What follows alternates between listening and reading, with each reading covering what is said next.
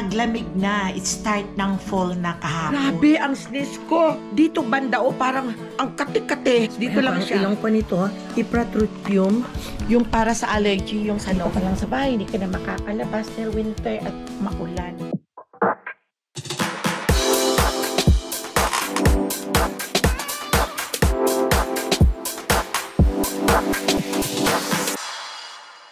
Welcome back to my channel. It's Mama Ella Bolano Vlog. Today is 6:30 in the morning and good morning sa inyong lahat sa Amerika. Good morning din sa Pilipinas at sana ay okay lang kayong lahat dyan. Kumusta ang weather sa Philippines? Hopefully na everything is okay, walang bagyo, walang masyadong ulan na makirid pa ng mga tao at walang baha. At dito naman sa Amerika, simula na kaming taglamig na. It start ng fall na kahapon. At ngayon, ay nag-umpisa na nga magpatak-patak ang ulan at malamig na sa umaga. Kaya ang allergy ko sa umaga ay grabe. Kaya ito may hawak-hawak ako parati nito. So, ang prayer ko lang sa ating lahat ay sana bigyan pa tayo ng mahabang buhay at magandang health at sana ay nandyan lang kayong mga friends and friendship sa magandang kalusugan. At ingat-ingat lang tayo sa mga kinakain at huwag tayong magpasobra sa mga carbs para magiging good health. Always be pretty, my friends and friendship. Even though it's only a lipstick, a simple lipstick ay magiging happy na ang life sa whole day. So my friends and friendship, ay ito ang aking gagawin ngayong morning because si Zoe ay pumasok na sa school. Nung magpasok na si Zoe sa school, nagising ako ng 6 o'clock din. Kaya nandoon na hinatid ng mami dahil ang mami at ang daddy ay walang trabaho ngayon na umaga. Pero pag nag-overtime ang mga yon, ay simpre si Mama Ella at si Papa Dudes ang maghatid sa school sa kanya. Kaya minsan lang yon, my friends and friendship. Dapat nga every morning ay nandito si Cash sa akin. Hinahatid din ng mami niya dahil ang mami niya ay nag-work ng 7 o'clock. Kaya si Cash ay hinahatid dito ng madaling araw pa. Like 6 o'clock, maalis na sila sa Vallejo. Dumadating na sila rito ng mga 6:30. Kaya pipikit-pikit pa ang mata ni Cass. Nandito na yun sa akin. Kaya ngayon, off si Mama Ella dahil wala si Cass. Off din ang mami ng 2 days. Kaya sa Friday na naman si Cass dito sa akin. Kaya parating busy si Mama Ella. Pero anyway, ini-enjoy ko ang aking pag-aalaga sa aking mga apo. Hanggang kaya pa ni Mama Ella ang pag-aalaga ng apo. At gusto ko kasing namomonitor ko ang paglaki ng aking mga apo. Dahil love na love ko ang aking mga apo, my friends and friendship. At lahat naman tayo, diba? May mga lola bang hindi nagmamahal ng mga apo? Of course! Talagang mahal na mahal natin ang mga apo, diba? Kaya ngayon, ako lang dito sa kitchen at tulog pa si Habi. Kaya ang nakapagkape na ako. Ito yung kape kong ininom at malamig. Kaya magluluto muna ako ng breakfast. Ngayon ay niluluto ko itong tusino para may iulam sa breakfast. Kasi si Habi, my friends and friendship, kakain siya ng heavy pag morning. Kasi meron siyang iniinom na gamot na calcium na pag hindi siya kumain ng heavy, ay talagang sinisikmura siya the whole day, parang bloated. At ito rin ang favorito ni Apo dahil may school siya, si Mikel, yung kapatid ni Zoe. Kaya may school siya ngayon, ay wala siyang pasok sa umaga. Kasi pag walang school yun, nagpapasok yun sa trabaho. Kaya yan niluluto ko. At ito ay pinalabas naman ni Chanel at yung ginawa niyang lumpia nung nakaraang linggo, ay nilagay lang niya sa freezer, pinalabas niya para maluto at ito ang pagkain ng kanyang asawa. Kaya gagawin din niya itong meatballs. Kaya yun, ganito lang ang life ni Mama Ella. At ito mayroon ako kagabing nilutong beef steak. Pero andito pa siya, pero ikakainin pa ito mamaya ayan yung beef steak kong niluto kagabi. Kaya kakainin pa ito ni Papa at ni JR mamaya sa breakfast. At balak ko my friends and friendship na magsangag ng kanin. Kaya dahil marami kaming kanin, isasangag, mas masarap naman my friends and friendship pag sinangag mo, di pa? Kaya yun ang ginagawa ko sa umaga at tapos may kape at may ulam na kahit anong ulam na simple lang siya. Ito yung kinain kanina ni Zoe, yung oatmeal, at ito ay sinusubo ko sa kanya para madali. Kasi sino ba naman ang may gustong kumain ng madaling ng magang-maga? Di ba kahit tayo parang sarado ng sikmura natin, tinatamad tayong kumain. At parang pinagpipilitan kami kaya pinababayaan ko lang siyang kumain pag hindi sa umaga. Pero pag sa umaga, subuan ko para madali. At ang pasok niya ay 7:15, aalis na siya rito at ang pasok niya is 8. Kaya yun, oh my God, nakalimutan ko na namang padala yung sunglass ni Judella. Might be tomorrow na lang pag magpunta kami sa Vallejo. Okay? Niluluto ko lang to my friends and friendship sa tubig. Pag natutuyo na, ay nilalagyan ko lang siya ng kaunting mantika para magkakaroon naman siya ng lasa at pinagpuputol-putol ko. Tapos nito, magsasangag ako ng kanin para may kakainin si Papa Dudes. Okay, malapit na siya maluto. Yung parang brownies ko siya. 12 seconds later. Nagtawag si Shen.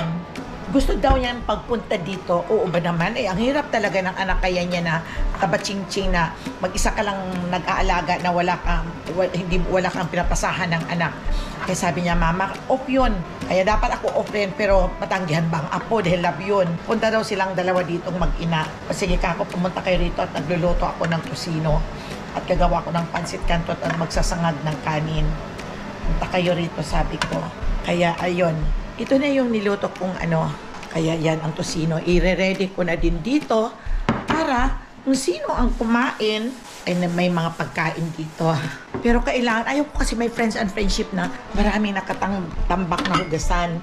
Kaya mamaya-maya, kaya sinusunod ko yan, itong mga tubig-tubig na to.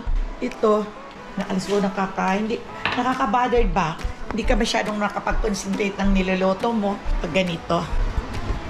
Kaya ito isasangagan ko ito ng kanin. Magsasangag ko. Naku, wala na pala akong bawang. Wala na yata akong bawang. Naubusan na yata ako. Tingin ko nga. Ubusan na yata ako ng bawang. Hindi ako kasi nakapunta ng store. At magbibisit ako ng apo. Hindi naman si asawa naman magpunta ng store. Hindi na yun nakakalakad na. Ayaw na niyang maglakad. Wala na nga. Ganap na lang ako na may mga butil-butil pa siguro ako dito. Ubusan ako Minsan dito. Ito meron pa natutuyo na. Lagyan ko na lang powder na bawang ang sinang ko. Diba? My friends and friendship. Kaya sasangag muna ako ng rice. Ayan, my friends and friendship, may nakita pa akong bawang. Hindi kasi masarap ang sinangag pag walang bawang. Kaya mabuti, mayroon pa akong nakita, teka, my friends and friendship. Ito lang siya. Malap ko. Ayan.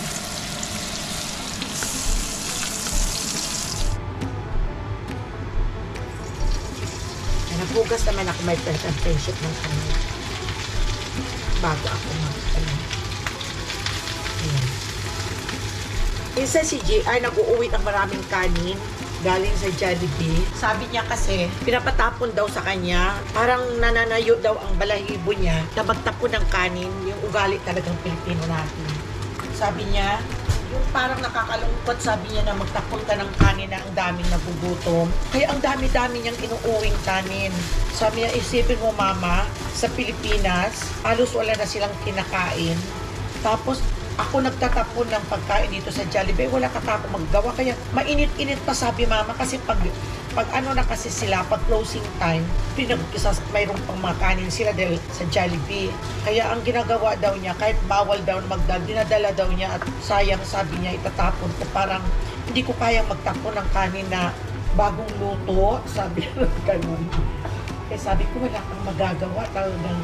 Kaya nagdadala yan ng mga 3 bucket ng Jollibee. Nilalagay ko lang sa ref. Ngayon na umuwi. Kasi hindi siya kahapon nag-work off siya. Pag closing time yung nagdadala yun ng kanin. Ang daming kanin ang dinadala niya na hindi nauubos. O sige, dalhin mo lang kako dito at mayroong ideya yan dito sa atin. Ipa-fried rice ko yan kako. O diba? Kasi itatapon niya. Itong salt ang hinahalo ko, yung sea salt. Kaya nung umuwi ako sa atin sa Aklan, sa amin sa Aklan pala, ay tuwang-tuwa ako pag namalingki ako. Ako talagang namamalingki doon. Bumibili ako ng isang basong so na puting-puti. Sabi ko, samantalang dito sa Amerika, pag bumili ka ng sea salt, $5. Mayroon dito nakalagay lang sa mga plastic. Yung mga ganito, sea salt ito eh. Samantalang sa atin ay tinataka lang. Kaya pag umuwi ako, ini-enjoy ko talaga ang moment na nandoon ako. Hindi ako maasa na ang namamalingki ay ang kasambahay. Ako lang ang namamalingki. Mas masarap, mas okay pag ikaw ang namamalingki. Nakapagpili ka ng mga isda na gusto mong kainin kaysa iasa mo sa kasambahay mo. Uy, meron pa pala akong bawang may friends and friendship po. May 5 butil pa. Kaya yun, pag nasa Aklan ako talagang nagdadala lang ako ng kasama. Mga kasambahay ko, nagdadala lang ako. Para may nagbibit-bit. Minsan, kasi mabigat. Ayun lang naman ako. Kasama ko yung caretaker ko sa bahay na si Archie. Hi Archie, shout out sa iyo. Ingat lang kayo parati dyan at alagaan lang ninyong maigi ang bahay natin. Huwag ninyong pababayaan. Parati ninyong i-check ang ating mga aircon. Ipapaandar ninyo kahit once in a while. At ang ating ref, papaandarin din ninyo. Huwag nyo nga hayang hindi aandar yun kahit once a month or 2 times a month. At yung mga linisan lang ninyong maigi ang ating banyo na hindi magkaka-discoloration. Kaya huwag niyong pabayaan at pasalat kayo ang tao dyan. Kami ay bisita lang ninyo pag umuwi once a year. Kaya take care na lang dyan sa bahay namin. Kung anong problema, text lang tayo at message lang. Ingat kayo parati. Okay. Sinisipon na naman kami.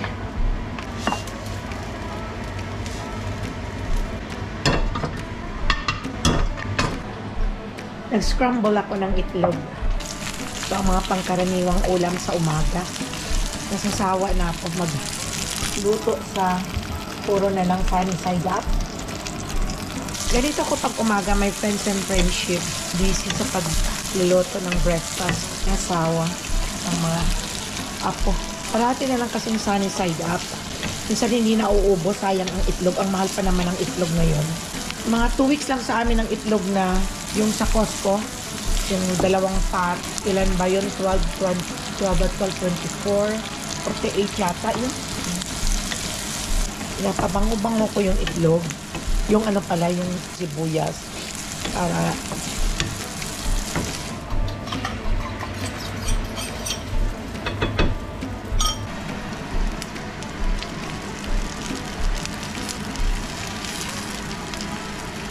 namimiss ko itong itlog pag nagaganito ako, my friends and friendship, nung nag-aaral ako ng high school. Ang itlog, niluluto ko sa umaga, isang itlog lang yon. Nilalagyan ng kamatis. 2 kami ng kapatid ko ang kumakain. Sa isang itlog lang ha. 5 minutes later. Tapos ako magluto. Pero alam niyo, grabe ang sneeze ko. Dito banda parang ang kati-kati. Dito lang siya. Tumawag ko sa Walgreens para mag-order ako ng nasal spray ko. Ewan ko kung meron pa ako natira dito. Di may nasal. Meron. Dito ha? Wala, hindi kasi ako nag-order eh. Ito, meron ako. Sneeze ko, my friends and friendship. Sprayan ko ang ilong ko nito, Ipratropium, yung para sa allergy, yung sa nose. Hindi lang ako, meron ako nitong prescription kay Judy nga, ito pareho lang naman ang amin. Hindi ako nagagamit dahil dumudugo yung ilong ko. Kaya ito gagamitin ko na. Napapagod ako sa kakasnis. Minsan lang ako gumagamit nito dahil parati ako nagkakaroon ng nose bleed. Kaya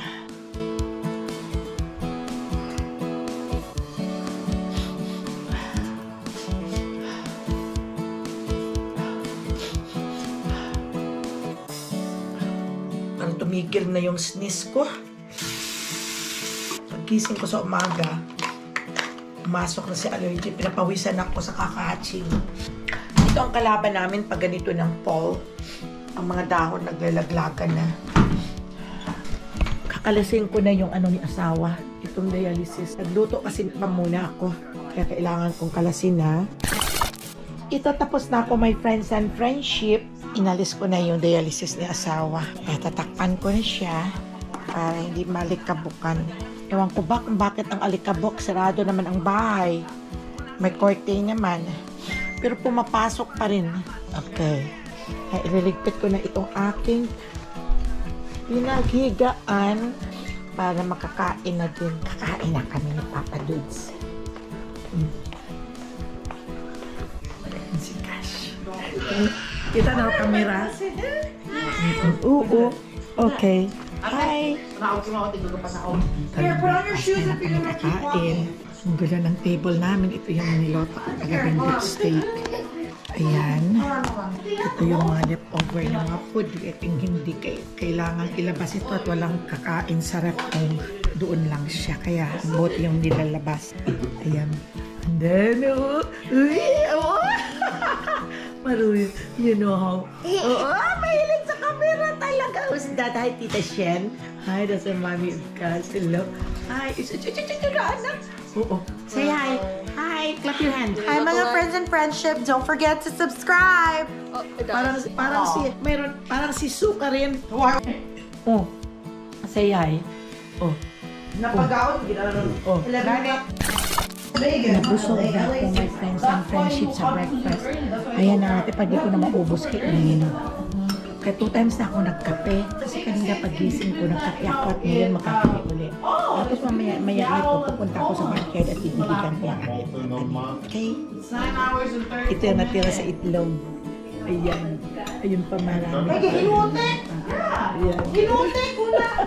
Tapos na kaming kumain at ako ay magliligpit at i-dishwash na ang aming mga kinainan para ma-sterilize ang mga plate. At ito, ligpit-ligpit at lalabas ako mamaya sa backyard at didiligan ko yung kanin. Si Cash ay doon pinapatulog ng mami. At liligpit ko. Ito meron pa kaming ulam kaya hindi na ako magluluto. Ito nga tosino. Hindi na ako magluluto. Okay na ito mamaya. O meron pang natitira. Kasi my friends and friendship, pag nagluluto ka, wala nang kakain dito, tatakpan na sila. At bandang huli, ang katapusan, itatapon na. Kaya huwag magluto para pag magutom, kaya kakain at kakain sila at yan ay kakainin nila. Ito, may 3 pang pirasong shrimps. Meron pa kaya ilalagay ko lang dito at baka mamaya may mga orsonadang kumain. Ito na yung baon nila Chanel at ng asawa niya sa work mamaya. Okay. At ito may natira pa sa pancit canton. Kaya ililipat ko lang sa maliit na lalagyan ito para madali. Pag nagutom mamaya ito ang kakainin nila. No choice kakainin talaga. Hindi ako magluluto. Lalagay ko ito sa dito pala sa pantry. Ito may natitira pang lechon. Hindi ko muna ito tatapon. Makatakbo pa ito ng mga ilang sobong kanin. Kaya hindi ako magluluto ng kanin para kakainin mamaya. So dito lang siya. Ayan, ito pang baon ng mga bata. Ayan. Ayan na siya. Silipin ko lang ang mga iilan kong mga tanim na nabubuhay pa sa ngayon dahil wala pang winter. Tingnan mo na mumulaklak na itong daisy ko. Ayan o, yellow. Pero yung iba hindi maganda. O, tingnan mo namamatay. Kasi yung sensitive na sila sa taglamig. At nag-uumpisa na kasing lumamig. Pero ayan pa o. Hindi dapat ititrim ito para marami ang bulaklak. Ayun. Hindi ko lang na itrim. At ito pang natitira ko dito sa aking sili. Yun. Kaya punta naman tayo dito sa natitira kong talong. Na 3 puno lang siya. Ayan. O. Ang sipag, mga bunga, tingnan niyo, oh. Ano, dami ng mga bunga, dami pang mga bulaklak. Ang sipag niyang, oh, mga bulaklak niya. At, yun. Ayan, to. Ang daming bunga. May bunga pa doon. Ito may bulaklak, wala na. Ayun.